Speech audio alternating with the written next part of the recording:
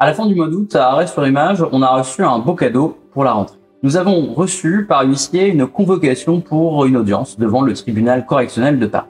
Pourquoi? Eh bien, il se trouve que nous sommes poursuivis en diffamation par une société dont le nom a fait du bruit au printemps dernier.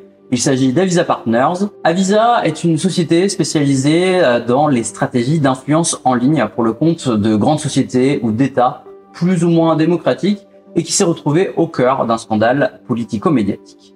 Ce scandale a éclaté en juin dernier quand le journal Fakir a publié le témoignage d'un ancien rédacteur travaillant pour Avisa et qui pendant des années, contre rémunération, a écrit des articles qui étaient signés par d'autres personnes que lui, des journalistes, des pseudo-experts ou des personnalités politiques.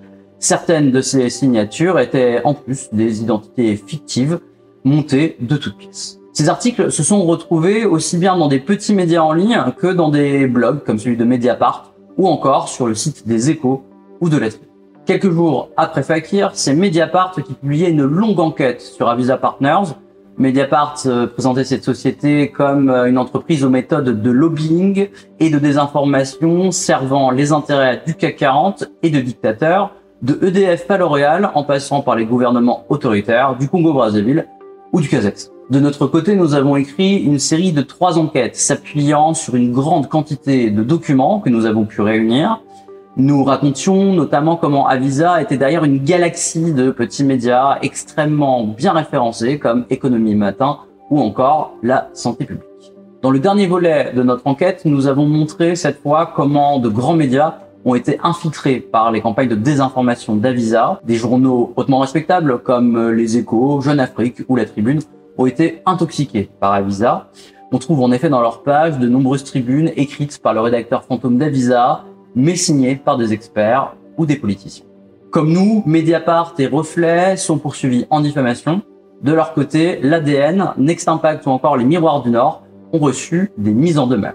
Des procédures qui étonnent les accusés, comme par exemple Jean-Marc Manac de Next Impact. Je suis journaliste depuis la fin des années 90 et j'ai jamais eu un avocat qui me contacte pour me redemander de retirer un article. Et là, c'était même pas un article, c'était une revue de web qui reprenait, qui citait des extraits de l'enquête de Fakir et de celle de Mediapart. Donc il y avait rien qui émanait de moi. Donc c'est pas moi qui était visé. Donc c'était le courrier qui était adressé en recommandé au directeur de la publication de Next Impact. Sauf que le courrier commence par « Je suis le conseil de la société Avisa Partners, gravement mis en cause dans l'un des articles publiés sur le site Miroir du Nord, dont vous êtes la directrice de publication. » Donc là, j'avais la preuve qu'ils faisaient ça au kilomètre, qu'on n'était pas les seuls. On retrouve ce même sentiment d'étonnement du côté d'Antoine Champagne de Reflet. On a fait un certain nombre d'articles sur des sujets beaucoup plus chauds, sur des histoires de surveillance massive, etc. Je suis étonné qu'Avisa Partners montre ses grands chevaux et se lance dans des procès bâillons, y compris pas que contre nous. Mais je pense que, in fine, les documents qui seront produits et la décision finale montreront qu'ils auraient mieux fait de laisser passer le coup de vent qui les secoue en ce moment. De son côté, Fabrice Sarfi de Mediapart a expliqué à Arrêt-sur-Image être également étonné par la plainte d'Avisa. En effet, cette plainte s'attaque sur les phrases qui relèvent des conclusions de l'enquête de Mediapart, mais pas les faits précis qui ont permis aux médias d'investigation de soutenir ces conclusions.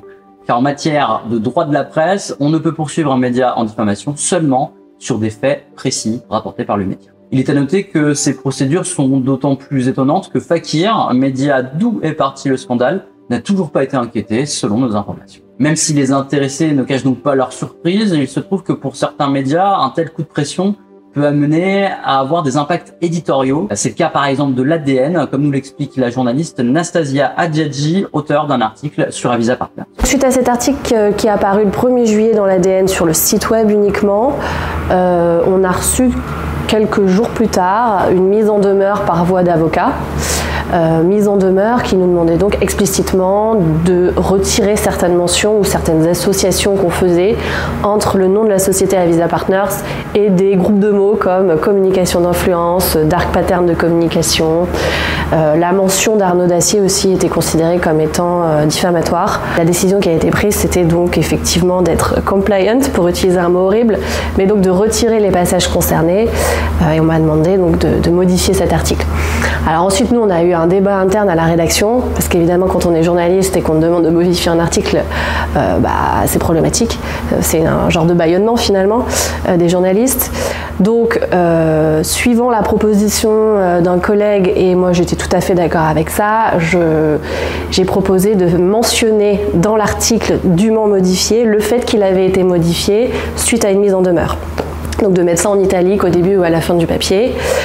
Ce qui a été effectivement fait, et puis par la suite les avocates nous ont recontactés pour nous dire que ça allait mettre de l'huile sur le feu et qu'il valait mieux qu'on enlève cette mention parce qu'il y avait le risque à la fin d'une procédure judiciaire qui nous aurait clairement mis dans l'embarras sur le plan financier, je pense en tant que média indépendant. Si un média comme Mediapart est rodé avec ce genre d'affaires et a les reins assez solides pour se battre sur le terrain judiciaire, pour d'autres structures plus petites, c'est beaucoup plus compliqué, notamment pour Reflet, qui a écrit sur les liens entre Avisa et la droite catholique intégriste. Là, vous savez à peu près combien ça va vous coûter, les frais d'avocat ? Alors pour ce procès-là en particulier, on ne sait pas encore, mais là on a eu notre premier procès en diffamation, on existe depuis 2010, on a eu notre premier procès en diffamation il y a 1 an, on a puisé dans nos réserves pour payer nos frais d'avocat, et sur l'autre procès, voilà, on est autour de 10 000 €, quelque chose comme ça, donc... C'est conséquent pour un petit média. Voilà, pour un petit média, c'est effectivement conséquent. Après, on n'a pas fait encore appel à nos lecteurs pour qu'ils nous soutiennent. Pour nous aussi, cette procédure va nous prendre du temps et de l'argent, rien que pour la procédure de première instance. Cela va nous coûter environ 6 000 € de frais d'avocat, soit presque un quart de notre bénéfice net annuel. Arrêt sur image est un média indépendant, sans pub ni subvention, qui vit de dons, mais surtout et majoritairement de ses abonnés.